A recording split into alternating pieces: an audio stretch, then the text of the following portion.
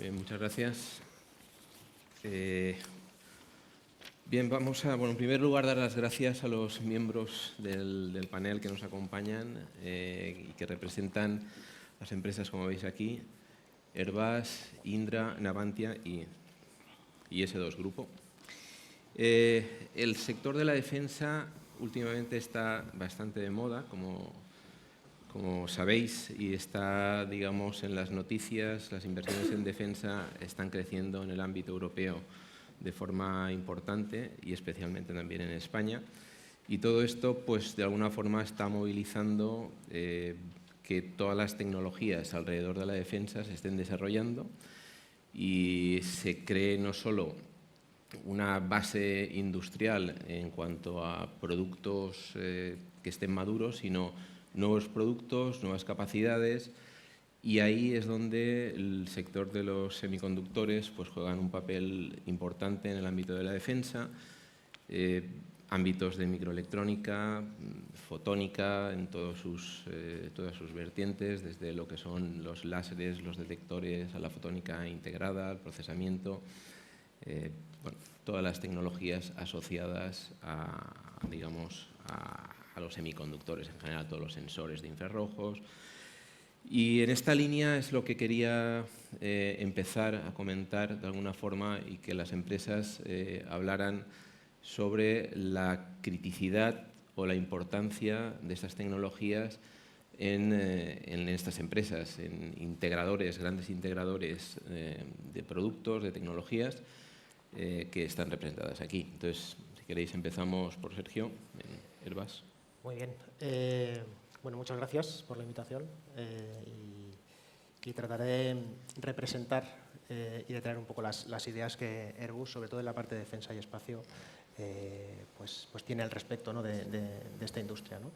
Yo quizá, por romper el hielo, empezar con una anécdota, y es que cuando empezamos, o yo empecé hace 20-25 años en Airbus, y comentábamos, ¿no?, con los grandes históricos de Airbus, a revisar, ¿no?, las planificaciones y los desarrollos de las nuevas plataformas. Recuerdo que estábamos por aquel entonces con el A330 MRTT, con el avión tanquero, diseño y desarrollo español. Puede ser la entrada, ¿no?, del mundo digital a la aeronáutica nacional aquí en España.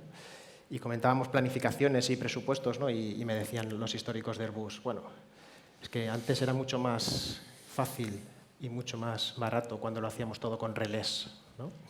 Pero la realidad es que quizá era más fácil y quizá era algo más barato, pero no podíamos tener las capacidades que tenemos a día de hoy, ¿no? La semana pasada también estuve en una mesa redonda en la que estaba el Ministerio de Defensa y nos mostraba el roadmap tecnológico, ¿no?, a nivel de defensa que tiene el Ministerio español, y hablábamos de Software Defined Defense, ¿no? Y la realidad es esa, ¿no? El 80-85% de los sistemas que desarrollamos a día de hoy en Airbus son sistemas hardware-software. Hoy en día hay más plataformas, hay más plataformistas que suministran aeronaves, y la ventaja y la diferencia está en los sistemas. Ahora mismo la ventaja competitiva está en los sistemas. Sistemas que cada vez son más software y que se apoyan en esta tecnología hardware, ¿no? Para nosotros es esencial que se desarrolle esa capacidad, porque necesitamos integrar nuevos sistemas, nuevas capacidades en las aeronaves, y es esencial el desarrollo de la tecnología y, sobre todo, aspectos como la soberanía, vamos a llamar local, ¿no?, a nivel Europa. Entiendo que estas tecnologías producen una movilización tecnológica en las soluciones que ofertan las empresas. ¿Cómo veis en Indra este tipo de tecnologías, la evolución, cómo está afectando a las nuevas capacidades que se ponen en marcha y que necesitan los clientes? Bueno, realmente, efectivamente, pues Indra es una empresa de desarrollo de soluciones y productos, y lógicamente con afán exportador y con afán de liderazgo. Entonces, eso es imposible hacerlo si no tienes productos innovadores y competitivos.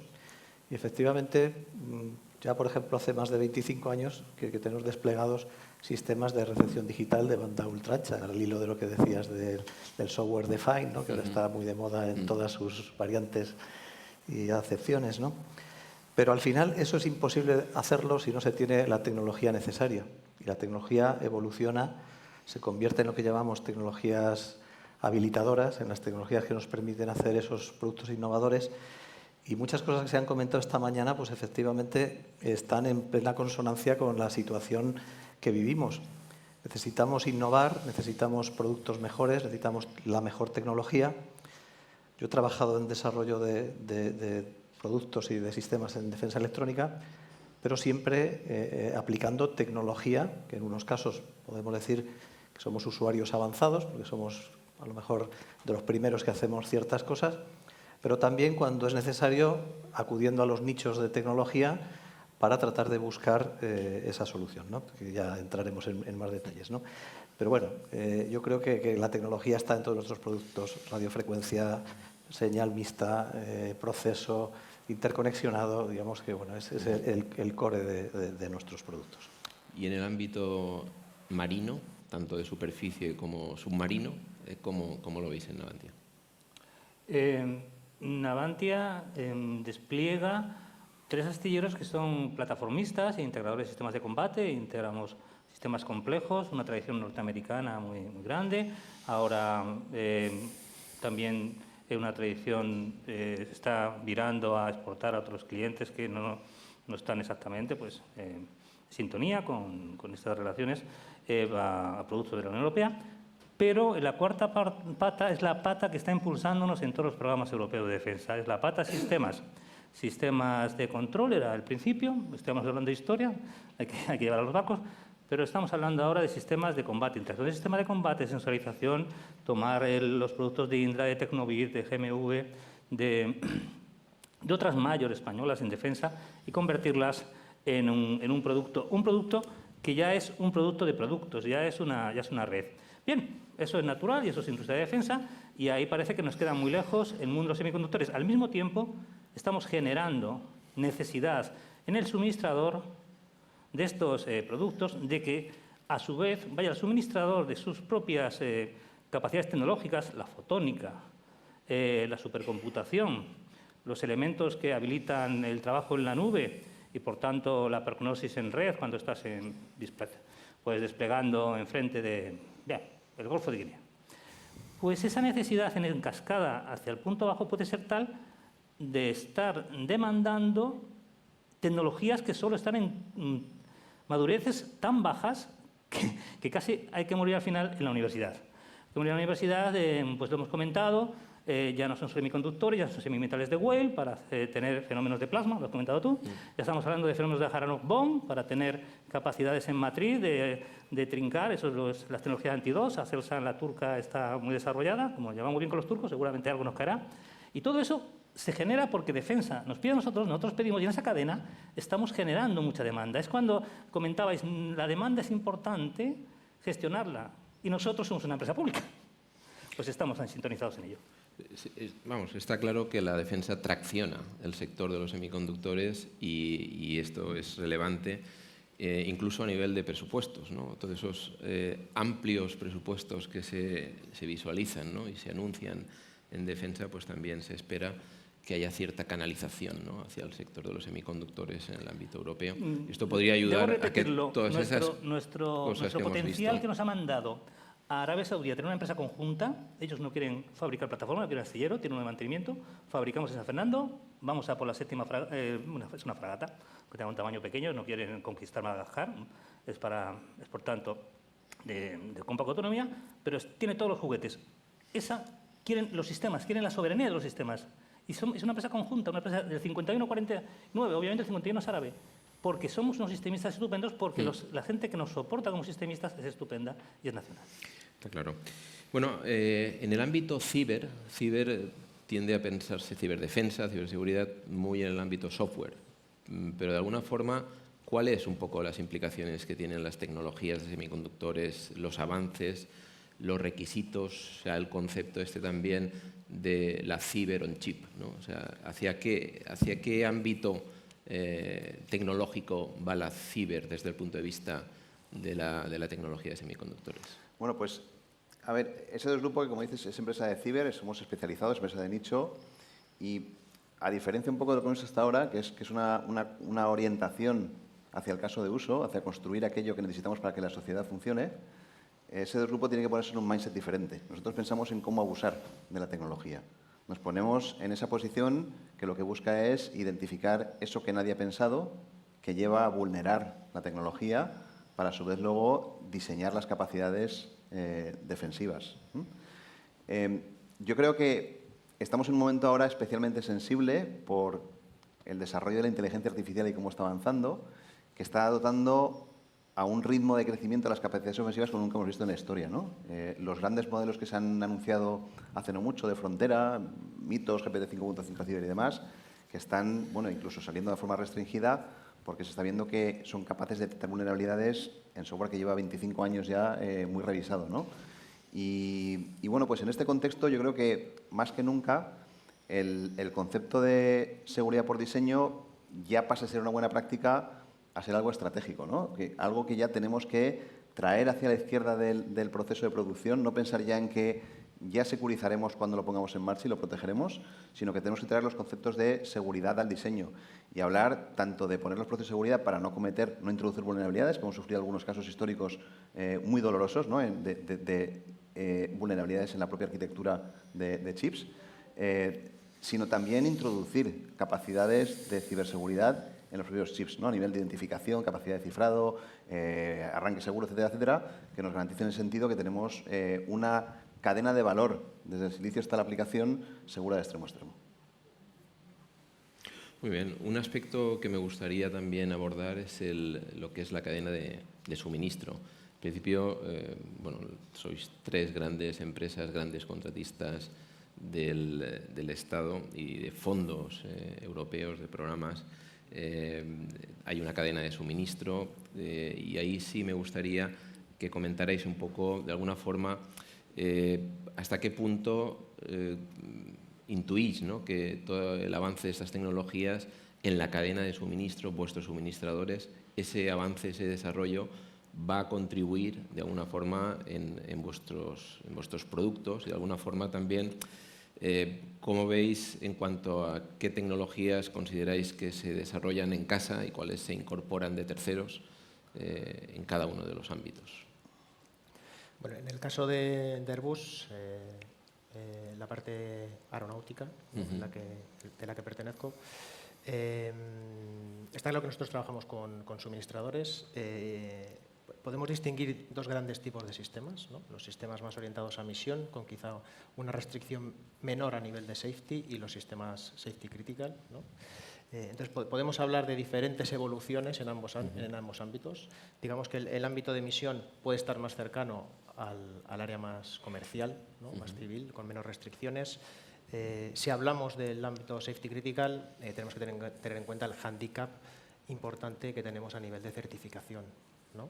Y ahí en ese área es donde quizá necesitamos más apoyo de la industria, ¿no? La tecnología avanza demasiado rápido, la industria de defensa no es especialmente llamativa, ¿vale? En términos de volúmenes, ¿no?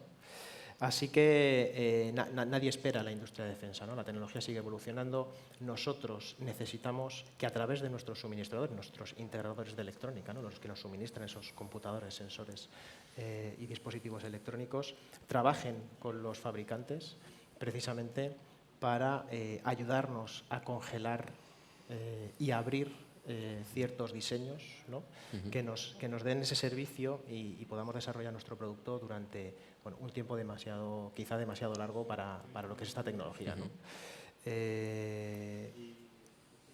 En ese sentido, necesitamos todo el apoyo de la industria para poder continuar en esa línea. ¿Y en Indra cómo gestionáis todo? O sea, vuestras tecnologías, o sea, el mapeado tecnológico, tú que tienes una visión, José Miguel, muy amplia de lo que son las tecnologías en Indra. Bueno, pues nosotros estamos embebidos dentro del problema global que vemos ahora y de las inestabilidades que se producen en el mundo, y evidentemente pues, hay una necesidad imperiosa del robustecimiento de las cadenas de suministro, ¿no? Y claro, evidentemente eso hay que hacerlo colaborando con nuestros partners, con nuestros aliados, Hay que hacerlo de muchas maneras, por supuesto, pensando en Europa y trabajando en Europa y con nuestros aliados, y también consiguiendo que España tenga su papel en ese ecosistema, ¿no? Entonces, evidentemente, no se puede ser absolutamente independiente.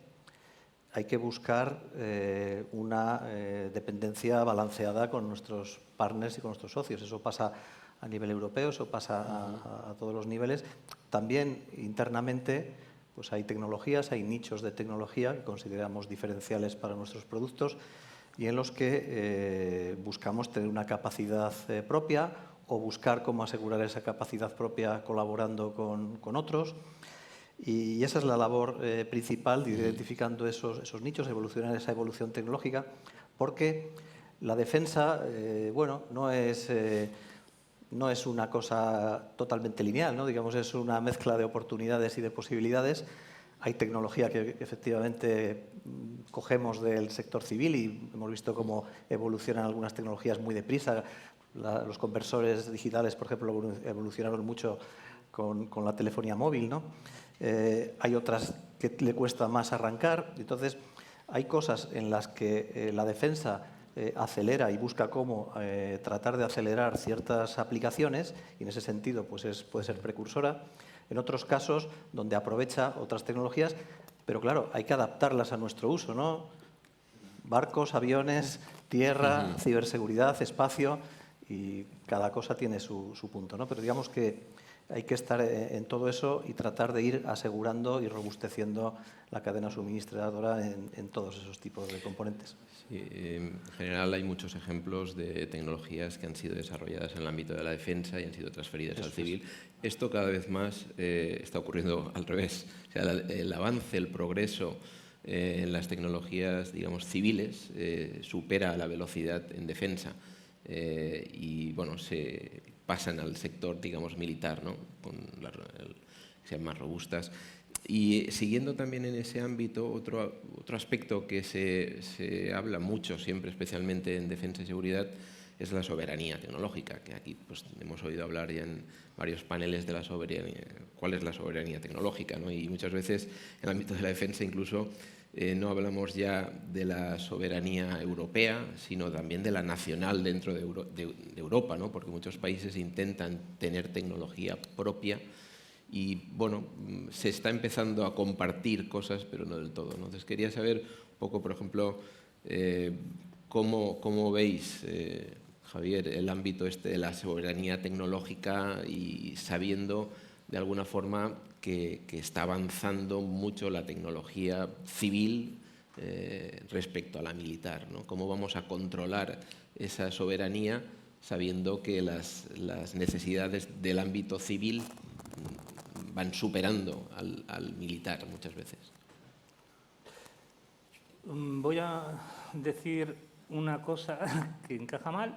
Por la parte de civil, estamos las batallas que no vayas a ganar, no las pelees. Es decir, pues la corriente, se están desarrollando unas capacidades increíbles en el mundo de las tecnologías de comunicación y de computación civiles, pues que te arrastre la corriente. Pero en soberanía, lo que a defensa, lo que al operativo le preocupa es que sepas lo que haces y que no sepas lo que estás haciendo. En ese sentido, nosotros no tenemos, como empresa, riesgos en ser aliados de otras empresas, como ocurre en todo este panel, pero es más, tenemos la experiencia de que ya nos han demandado ser empresas en otros países, y no cualquiera. Hay una Navantia Australia, hay una Navantia Reino Unido. La Navantia Reino Unido gestiona 4 astilleros y es el plan del Reino Unido para competir con British Aerospace y que no ganen todos los concursos de carril, sino que haya alguien que compita allí. Obviamente es un tema de plataformistas y ellos ponen sus sistemas, ellos imponen sus sistemas, pero es un buen ejemplo porque MBDA es la fabricadora de misiles que no fabrica misiles, cada uno se fabrica los suyos dentro de un solo ecosistema, porque compartir, por ejemplo, los propulsores es una gran idea y todos los juguetes que van delante del propulsor son tuyos. Eso es soberanía.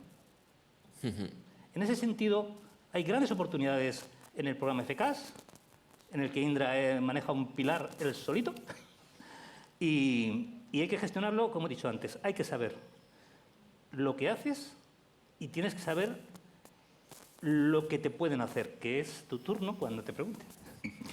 Bueno, en línea un poco de lo que comentaba antes Daniel, ¿no? De cómo las tecnologías, digamos el avance de los semiconductores, mejores tecnologías, generan amenazas más difíciles de afrontar, ¿no? La inteligencia artificial, un ejemplo claro, ¿no? Cada vez las amenazas pueden ser más complicadas, ¿no? de atender. ¿Cómo veis incluso el futuro en el sentido, por ejemplo, del quantum machine learning? O sea, de alguna forma todo esto va a ir a peor, en el sentido de que las capacidades tecnológicas cada vez van a ser más avanzadas para lo bueno y para lo malo. Entonces, ¿cómo veis desde ese dos grupo esas amenazas del avance tecnológico? Estamos viviendo un momento en la historia, yo diría que singular, casi único, ¿no? Porque estamos viendo, por un lado, un avance vertiginoso de las capacidades de inteligencia artificial, que yo creo que si nos retrotraemos un año, era difícil pensar que ocurriesen las cosas que están ocurriendo hoy, con un nivel de potencial amenaza, vamos a ver, las capacidades ofensivas extremadamente potentes, que ya no es solo que detecten vulnerabilidades, sino que son capaces de explotarlas de forma autónoma. Y luego, por otro lado, tenemos lo que viene con la computación cuántica, que por un lado trae una promesa, yo diría que también emocionante de todo lo que nos va a aportar, pero al mismo también tiene, yo diría, un poquito la espada de Damocles encima de nosotros, y es que la computación cuántica lo llamamos el Q-Day. El Q-Day es el día en el que un computador cuántico va a ser capaz de descifrar los algoritmos de cifrado sobre los que hoy en día se sustenta toda la economía digital.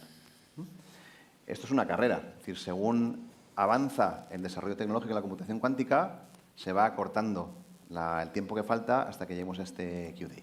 Se ha especulado mucho con las fechas. Se hablaba de 2040, luego NIST lo trajo al 2035, los expertos ahora hablan del 2030 aproximadamente.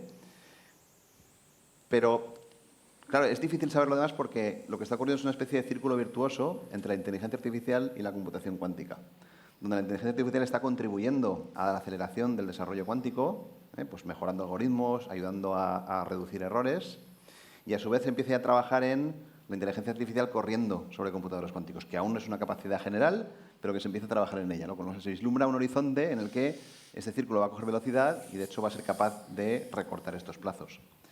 El Q-Day hay que empezar a trabajar en ella. Hay mecanismos ya para ir implementando algoritmos postcuánticos y prepararse para cuando esto llegue.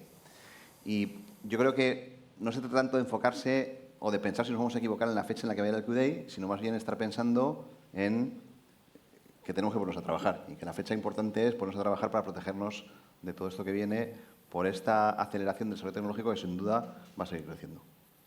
Muy bien. Un ámbito que en el foro se trata mucho y se ha hablado mucho en estos paneles es el ámbito del talento. Entonces, el talento en el ámbito de los semiconductores. Pues me gustaría saber cuál es vuestra opinión, vuestra visión y en vuestras empresas especialmente, todo lo que es el talento alrededor de estas tecnologías. ¿Cómo pensáis que digamos, se requiere ir creciendo, incorporando, reteniendo en el ámbito de los semiconductores? Estas nuevas generaciones que cada vez más se están formando en tecnologías de semiconductores. Quizá nuestro compañero de Indra tenga más necesidad, ¿no? En el mundo Airbus somos más integradores, más alto nivel. No tenemos tanta cercanía, ¿no? Con el mundo del... Bueno, pero no en desarrollo posiblemente, pero sí al menos en entender las soluciones que aportan. Y bueno, está claro que sí. Yo creo que hace falta que incluso en Airbus es importante que incorporéis talentos semiconductores, seguro. Sí. Pues, de hecho, hablando de lo que decíamos antes, ¿no? de las restricciones y la evolución tan rápida que tiene la tecnología, Airbus se ha planteado en alguna ocasión, ya hay voces por ahí que llaman a desarrollar nuestras propias arquitecturas, ¿no? y nuestros propios chips, quizá no a nivel de fabricación, pero sí a nivel de diseño, ¿no? Y en ese sentido hay movimientos, sobre todo quizá fuera de España, en Airbus más al norte, donde sí hay ciertos movimientos a los que solemos juntarnos de vez en cuando, ¿no? Y hablamos sobre estas estrategias. No es fácil convencer a una organización como Airbus de invertir a este nivel, ¿no? Airbus siempre se ha dedicado más a la integración de sistemas. En el mundo de la defensa, sobre todo en la división de defensa y espacio, desarrollamos más sistema. y tenemos mucha competencia y mucho talento a nivel de hardware, a nivel de arquitecturas de procesamiento, etcétera, pero quizá no a ese nivel todavía. Quizá la necesidad nos empuje a ello. Quizá en Indra tengan otra necesidad. José Miguel, ¿cómo lo veis en Indra? Bueno, yo creo que efectivamente la necesidad de talento es imperiosa, pero a todos los niveles, ¿no? O sea, el conocimiento de semiconductores es un conocimiento que requiere una amplitud grande. O sea, necesitamos entender, como he dicho antes, hay que hacer sistemas innovadores y para ello hay que utilizar semiconductores innovadores. Se ha mencionado aquí también la influencia de los usuarios en el diseño de los componentes para tratar de adaptarlos a lo que se necesita. Se ha mencionado, por ejemplo, el tema de la ciberseguridad, pues efectivamente empotrar coprocesadores y empotrar funciones de ciberseguridad para ejecutar esos algoritmos post-quantum, ¿no? o otro tipo de aplicación. Entonces hay que tener un conocimiento profundo de lo que se puede conseguir para tratar de influir, especificar, tratar de ver cómo adaptar esos componentes en el uso de los sistemas y a su vez esos sistemas aprovechar la utilización. En la OTAN, por ejemplo, ahora se habla de un segundo valle de la muerte, ¿no? Está el valle de la muerte de los TRLs, el paso del TRL, pero luego está el valle de la muerte del uso de verdad de la tecnología. Hay tecnología que no se usa porque hay que tener una adaptación de la arquitectura. Mencionabas también, parece muy interesante, efectivamente, desde el principio tu hardware te tiene que habilitar para un número muy amplio de funciones, ¿no? Entonces hace falta gente que sepa de semiconductores, que sepa en el ámbito que sea, infrarrojo, electrónica, radiofrecuencia, cuántica, fotónica, que tenga un conocimiento profundo porque hay mucho que decir y que hacer con esas tecnologías, ¿no? Luego, en determinados nichos también hace falta gente con capacidad para